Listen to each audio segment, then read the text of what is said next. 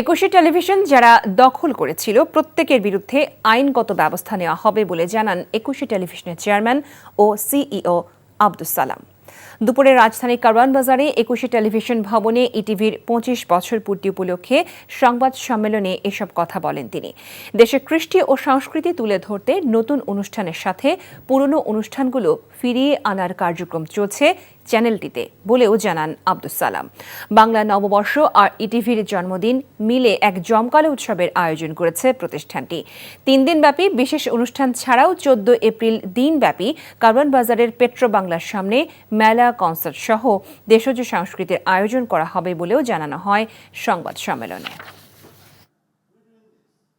বিএনপির ভারপ্রাপ্ত চেয়ারম্যান জনাব তারেক রহমান সাহেবের বক্তব্য টিভিতে লাইভ সম্প্রচার করেছিলাম। আমি প্রায় ৩ বছর জেলে ছিলাম যে কিভাবে এখানে সমস্ত ধ্বংস করা হয়েছে, এই সমস্ত জিনিসপত্র যেগুলো ছিল আমাদের সব বিক্রি করা হয়েছে। গত 10 বছরের audit team, special audit team বসিয়েছি, ক্ষতি নিরূপণ করে কি হলো এবং প্রত্যেকের বিরুদ্ধে আইনগত ব্যবস্থা অবশ্যই নেওয়া হবে, কাউকে ছাড় দেওয়া হবে না। বান্ডেল থাকলে প্রতি সেনমানিতে টাকা বাঁচবে।